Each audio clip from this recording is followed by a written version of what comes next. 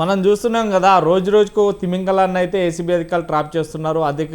ఏదైతే అక్రమాస్తుల చిట్టా బయట పెడుతున్నారు. అదే అధిక ఆస్తులు, ఎందుకంటే ఒకరి సంపాదించే ఆస్తుల కంటే, అతను నెల నెల తీసుకునే జీతాల కంటే, సంవత్సరంలో వచ్చే జీతాల కంటే మొత్తం మీద అవినీతి అక్రమాలు మాత్రం పెంచి పోషిస్తున్న నేపథ్యం ఉంది. ఇన్ని వందల కోట్ల రూపాయలు, ఇన్ని ల్యాండ్స్, ఇంత బంగారం, ఇన్ని మెర్చరీస్, బెంజ్ కార్డులు, ఇలాంటి అక్రమాస్తులకు అలవాటు పడ్డ అధికారులు రోజు రోజుకు ఒక్కరు దొరుకుతున్నారు. ఇదంతా కూడా కాళేశ్వరం ప్రాజెక్టులో చేసినటువంటి వ్యక్తులే ఒక్కొక్కరుగా బయటకు వస్తున్నారు. అంటే ఇప్పుడు మనం చూడొచ్చు, మొత్తం మీద ఏసీబీ ట్రాప్ అనేది ఒక్కొక్కరిగా బయటకు వస్తుంది అక్రమాస్తులలో.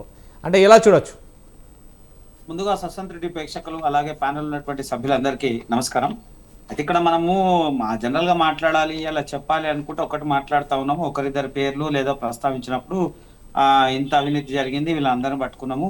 రావు గారు చెప్పినట్టు అది ఎప్పుడు కూడా రికవర్ చేసినటువంటి దాఖలాలు అయితే ఎక్కడ వినలే, ఎక్కడ చూసినటువంటి దాఖలాలు లేవు. ఏదో కేసులు అంటారు, మళ్ళీ ఆ కేసుల నుంచి ఎట్లా బయటకు వస్తారో వాళ్ళే వస్తా ఉన్నారు తప్ప ఎక్కడ కూడా పారదర్శకంగా ఈ కేసులలో జరిగినటువంటి అంశాలు ఎక్కడ కనబడలేదు ఇప్పటి వరకు. అయితే మనం గమనించాల్సిన విషయం ఏంటంటే, మనం ఏదో ఇప్పుడు ఇలా ఈ సందర్భం వచ్చినప్పుడు మురళీధర్ రావు గారి గురించో లేదా ఇంకో అంశం వచ్చినప్పుడు మాట్లాడుతున్నాం, కానీ జరిగింది ఇప్పుడు కాదు. 10 సంవత్సరాల్లో జరిగినట్టు అవినీతి చాలా పెద్ద అవినీతి ఉంది. తెలంగాణ ముసుగులో గత ప్రభుత్వం, బీఆర్ఎస్ ప్రభుత్వం చేసినటువంటి అన్ని సంక్షేమ పథకాలు, అన్ని శాఖల్లో, ఒక శాఖ కాదు అన్ని శాఖల్లో ఊహించినటువంటి అవినీతి జరిగింది. ఆ అవినీతిని అన్నింటినీ కూడా ఇప్పుడున్నటువంటి కాంగ్రెస్ ప్రభుత్వం దాన్ని చిత్తశుద్ధితో బయటకు పెట్టాల్సినటువంటి అవసరం ఉంది. చాలా బలంగా దూసుకుపోవాల్సినటువంటి అవసరం ఉంది. అయితే కాళేశ్వరం ప్రాజెక్ట్ అనేటువంటి విషయంలో వాళ్ళు అంచనా వేసుకున్నప్పుడు ఈ 40 నుంచో 50 లక్షల ఏదో 40 నుంచి 50 వేల కోట్లు ఏదో అంచనా వేసుకున్నారు. అది అంచనా పెరుగుకుంటా పోయి 1,40,00,000కి ఏదో దాటింది.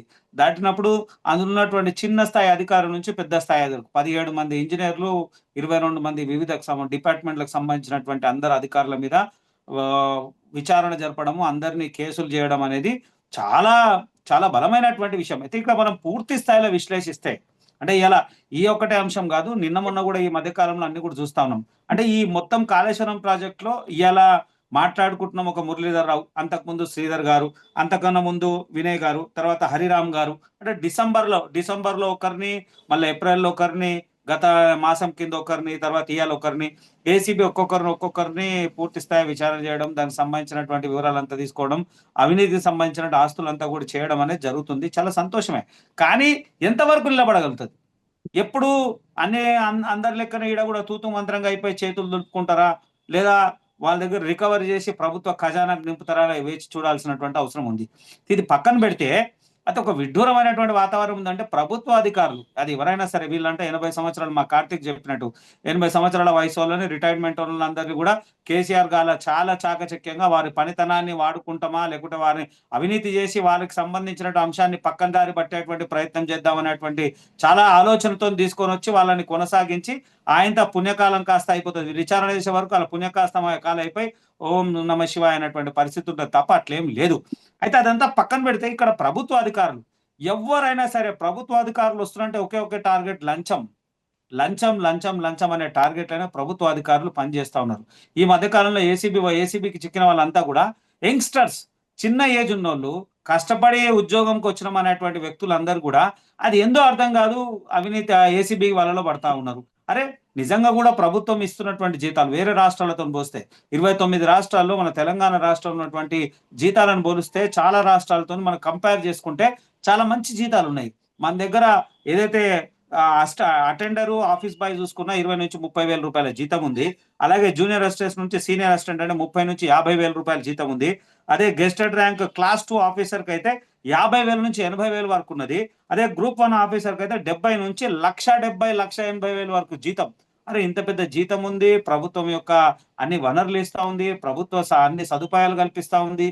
ఇన్ని కల్పిస్తున్నప్పుడు మళ్ళా అవినీతికి ఎందుకు ఇచ్చేస్తున్నారు వీళ్ళు తెలియదు. అరే చిన్న చిన్న విషయాలు అసలు ఊహించం. 1,000-2,000 తీసుకొని పోలీస్ అధికారులు ఉన్నారు, రెవెన్యూ అధికారులు ఉన్నారు, విజిలెన్స్ డిపార్ట్మెంట్ వాళ్ళు ఉన్నారు.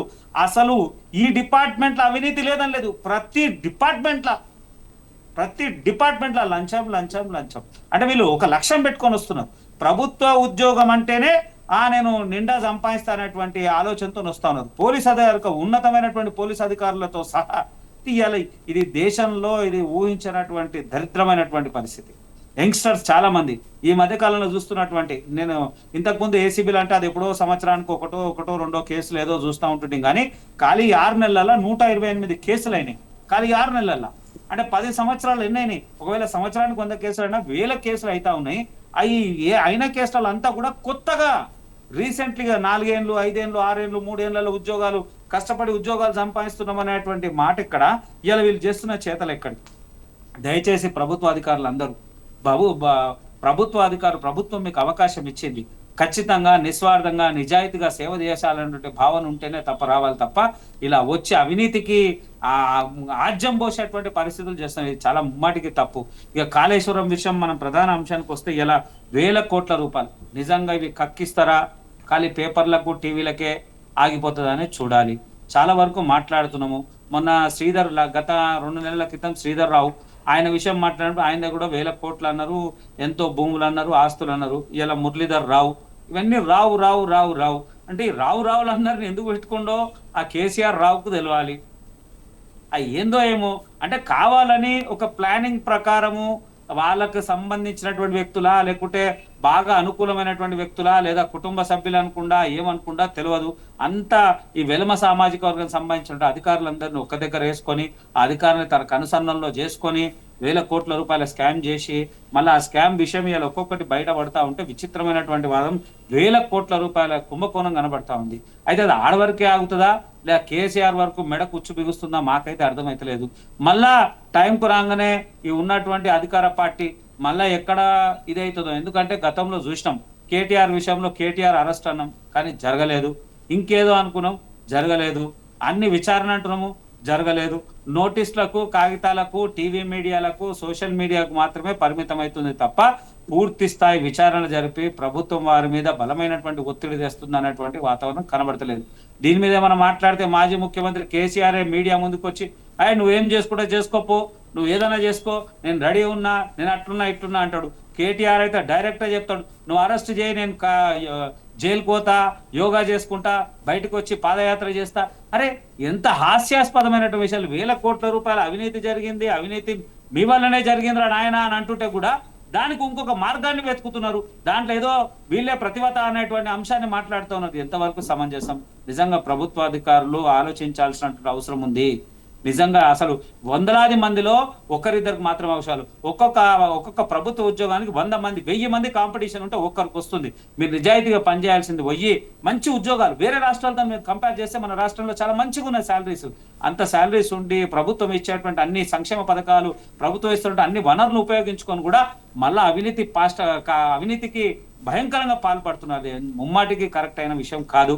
ఇక కాంగ్రెస్ పార్టీ దీని మీద ఎంత సీరియస్ తీసుకుంటుంది, ఏడు వరకు ఉంటుందని చూడాల్సినట్టు అవసరం ఉంది. భారతీయ జనతా పార్టీకి మేము ఒకటే చెప్తా ఉన్నాము, మాటల ప్రభుత్వం కాకుండా చేతల ప్రభుత్వం వచ్చి ఎవరైతే దీని వెనకాల ఉన్నటువంటి బలమైనటువంటి వ్యక్తులు పెద్దలు అనేక సందర్భాల్లో రేవంత్ రెడ్డి గారు కేసీఆర్ ప్రస్తావన, కేసీఆర్ కుటుంబం ప్రస్తావన, ఇన్ని కోట్లు అన్ని కోట్లు అన్నారు. ఖాళీ పేపర్ల వరకు కాకుండా పూర్తి స్థాయి విచారణ జరిగి వాళ్ళని లోపలికి పంపే ప్రయత్నం చేయాలని భారతీయ జనతా పార్టీకి కోరుతున్నాం.